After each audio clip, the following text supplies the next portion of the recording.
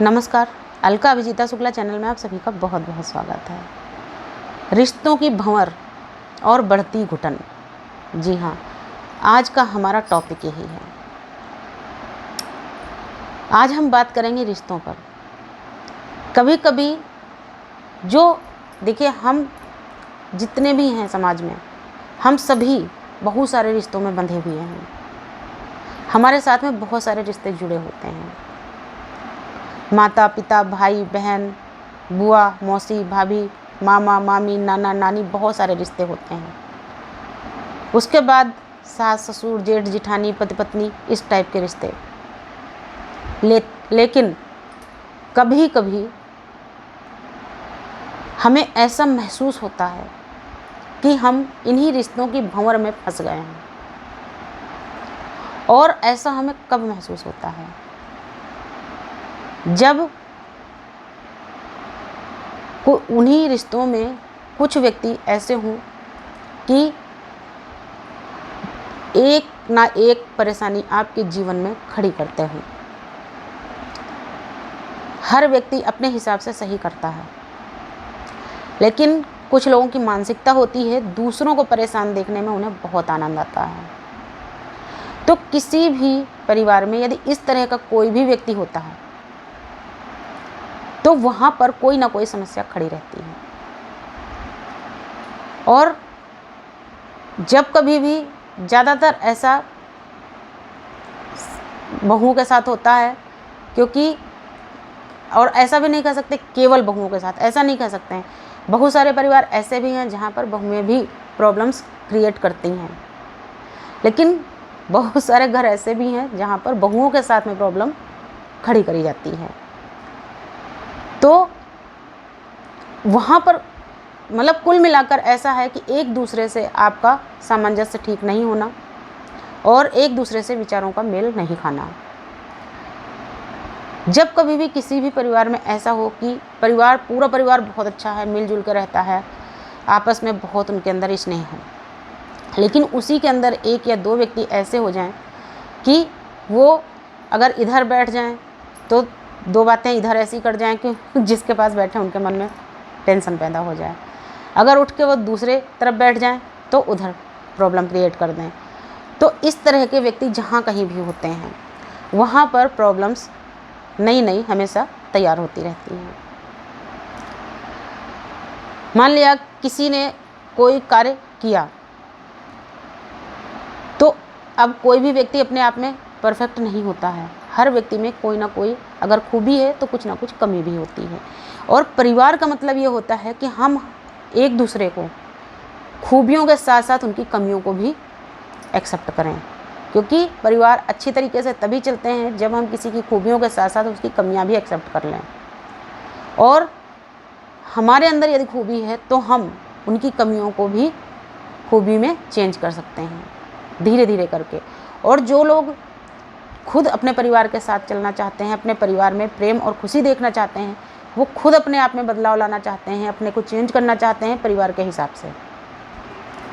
लेकिन जब वहीं पर खींचातानी होने लगती है, यानी किसी ने चाय बना दी, उसने अपने हिसाब से हर चीज़ की सही मात्रा, परफेक्ट मात्रा डाली थी, लेकिन कोई व्यक्ति, उसकी बस जरा सी नज़र बची तो दूसरा कोई चालू व्यक्ति जा करके वहाँ पर या तो चीनी बढ़ा देता है या चाय की पत्ती बढ़ा देता है या उसमें और कोई कारस्तानी कर देता है। बस उसी बात को लेकर के परिवार के अंदर विवाद खड़ा हो जाता है।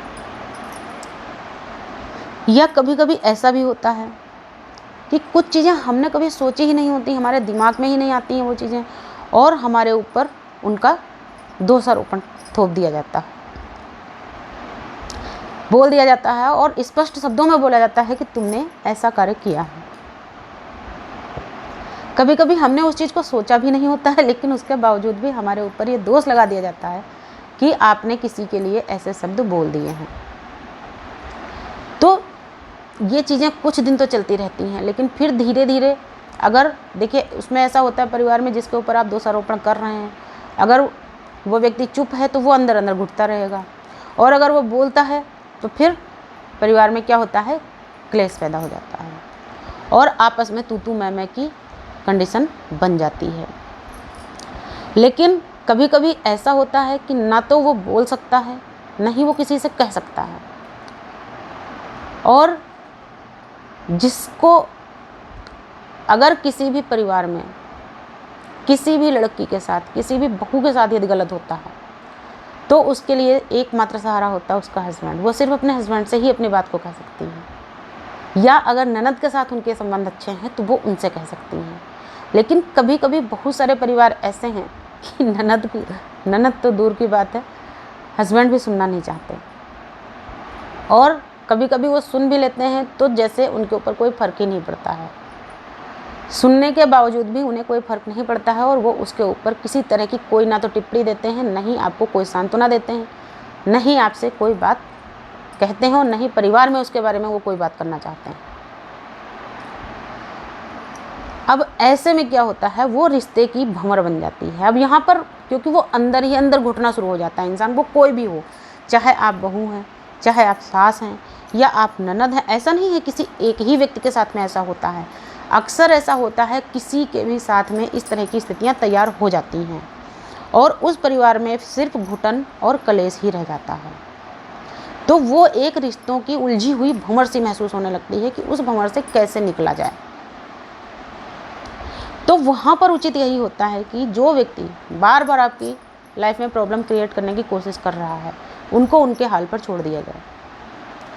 या तो आप उन्हें उनके हाल पर छोड़ दीजिए, और अगर आप वो करके भी थक चुके हैं तो फिर आपके सामने एक ही रास्ता बचता है कि आप अपना ही रास्ता बदल लीजिए। या तो उस फैमिली से आप दूर हो जाइए, या अगर आपको लगता है कि वहाँ पर आपका कोई अस्तित्व ही नहीं बचा है, आपके वहाँ रहने का कोई मतलब ही नहीं बनता है, वहाँ से आपके जाने से भी किसी को कोई फ़र्क नहीं पड़ता, किसी को मतलब किसी को भी नहीं,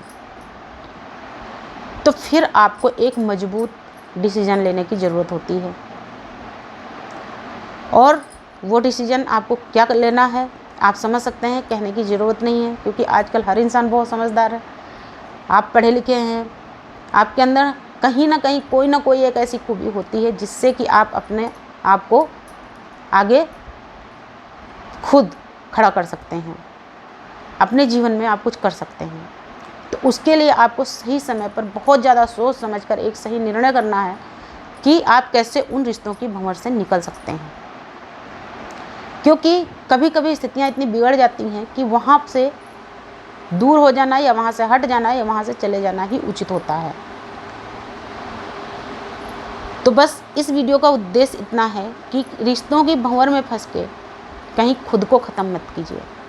क्योंकि कभी कभी ऐसा होता है कि हम रिश्तों में इतना ज़्यादा उलझ जाते हैं कि हम बस यही सोचते रह जाते हैं, आज नहीं तो कल सुधर जाएगा, कल नहीं तो परसों सुधर जाएगा। यही सोचते सोचते साल, 2 साल, 4 साल, 10 साल धीरे धीरे करके आधे से ज़्यादा लाइफ ख़त्म हो जाती है, और फिर हम कोई डिसीजन भी लेने लायक नहीं बचते हैं। इसलिए समय रहते अपने बारे में भी सोचिए, क्योंकि हम भी इंसान हैं, हमें भी दुखता है, हमें भी कुछ चीज़ों से दुख होता है, हर इंसान को होता है। इसलिए कभी भी हर रिश्ते को जिएं, लेकिन अपने स्वाभिमान को मरने मत दीजिए, क्योंकि जिस दिन हमारा स्वाभिमान मर जाता है हम अपने आप मर जाते हैं। इसलिए सब कुछ कीजिए, लेकिन अपने स्वाभिमान को कभी चोट मत पहुंचने दीजिए, क्योंकि अगर हम अपने स्वाभिमान को मार कर जीवित रहते तो हमारा जीना मरने से भी बदतर होता है। इसलिए हर किसी के साथ साथ अपना भी ध्यान रखें। नमस्कार, धन्यवाद।